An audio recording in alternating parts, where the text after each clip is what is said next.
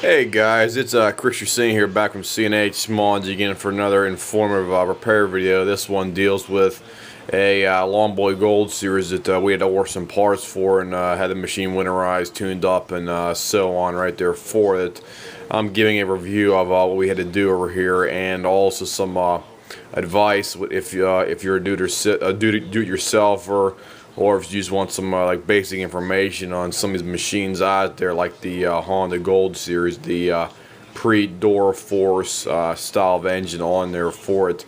This one I hear from me is a Lawnboy Gold series, self-propelled. You can see up on the handles, self-propelled three-speed transmission, fully adjustable for the throttle speed, and the choke on there as well. Plus it has the metal Walbro carburetor on here. Plus it has the cast aluminum deck, as you see right there too. It's the heavy duty thick deck as opposed to the cheap Chinese or the real cheap deck they put on them now. The steel deck looks like some sped kid designed them. Basically, I don't know why they would do that design when these decks are so much more beefier and overall strong for that. Plus, the actual machine looks. I'd say it looks 10 times better than the newer machines out there because they have those big bubble wheels, look pretty retarded if you ask me. So what I'm talking about right now is these specific carburetor settings. This one right in front of me here, we had to replace, I'll show you down here, the governor rod that goes from the air box over here over to the governor spring, and you see right down inside there. You can see the governor spring right there. And you can see the arm going over there, the actual throttle control arm that hooks onto the airbox's upper part right here, you see right here. And what we did is we had to order a new airbox, plus we had to get a new spring on here. This this rod here, we had to put a new rod on here as well too. And that basically works by moving the governor spring back and forth. You can see the air vane right here. The one thing is, whenever you install those parts on here, it's recommended that you get the original specifications when we took it apart, because sometimes those governor springs for the actual spring for the air vane right there can be kind of crappy on us over here, because this machine's think about 15-20 years old, and that spring right there you see in front of me right there was kind of bent up inside her, so it was giving us some problems over. In other words, basically what we did is we took the whole thing apart, cleaned it out. We didn't actually clean the carburetor out, we just took the whole thing apart because this whole area was completely caked up with fine dust particles and like oily sticks, like oil, I don't know what you want to call it, oil and dust basically stuck together all around there, so we had to clean it all out. And on the other side, you have your cable. This cable can be manipulated to modify the choke and also the engine's speed setting as well too. We found out through trial and error here for about half an hour that this particular machine likes to run with the cable fully back. As you can see the cable is fully back right here. See how there was a big notch, this big space. This thing is fully adjustable. You can move this thing back and forward right here. I see about a half an inch mostly right there for that, to basically fine-tune your speed as well on there too if you can. I actually have a engine that's virtually identical to this one, and I have my cable right in the middle. However, this one in front of me right here likes to have the cable in the fully reversed position. You see right here it's completely back all the way right there for that, and it likes to run as it is right there for that. So let me show you the front end too over here. In the front you also have your idle air mixture screw down here. Let me see if I can get a better picture for you. Right down there, see that screw with the little spring on there? Me personally, you can basically set these things at maybe a half inch, 1 turn out, 2 turns out. It depends on what your specific machine is going to be running at. It's also like altitude, humidity, how hot, how cold it is out there. But the general setting is between 1 and 2 turns out. My machine over here, my own personal one, not this one I'm talking about right now, it's set at about 1 turn out. This one, however, it's about a half a turn out on here for that. I believe the shop spec manual states to start at 2 turns out and go from there.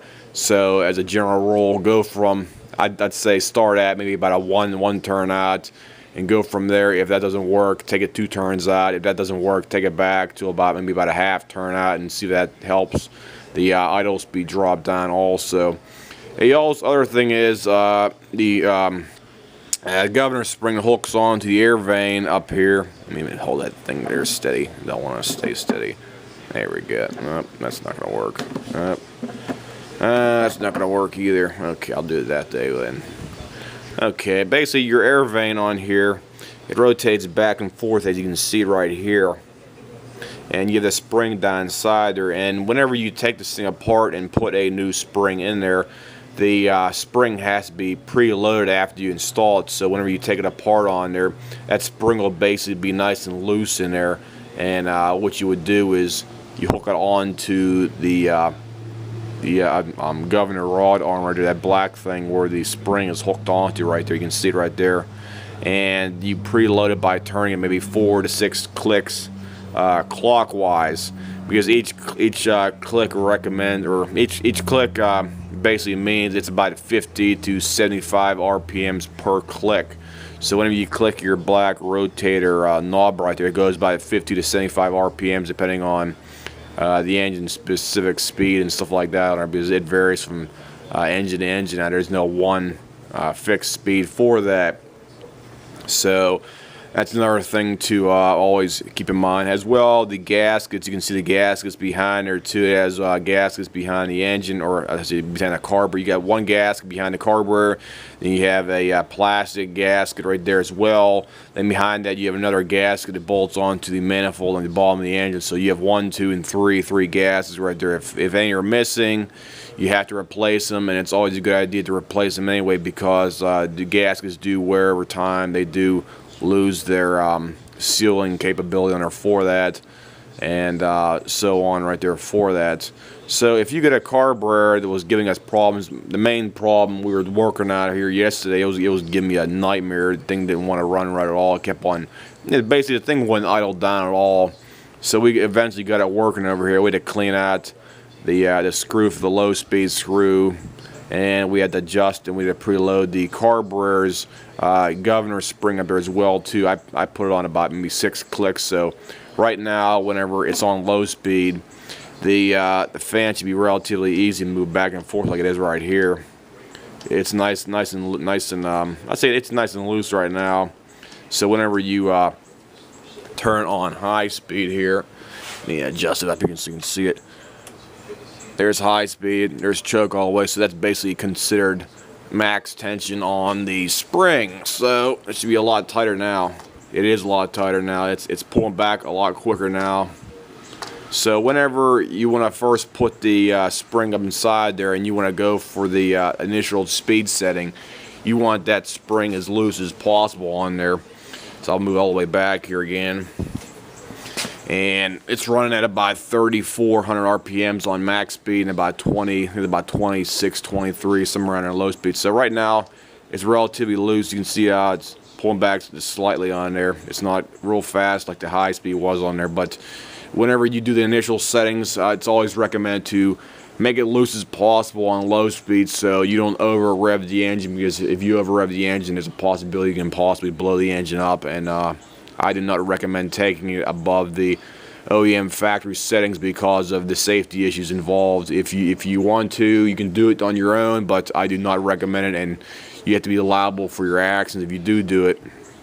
So that's basically a review of a carburetor that we had here off the Lawnboy it's the Pre-Duraforce Gold Series self-propelled lawnmower. If anybody has any questions, comments, whatnot, you can just give me a call here. You know my number, or you can leave me a message on my page here as well. I'll see you guys.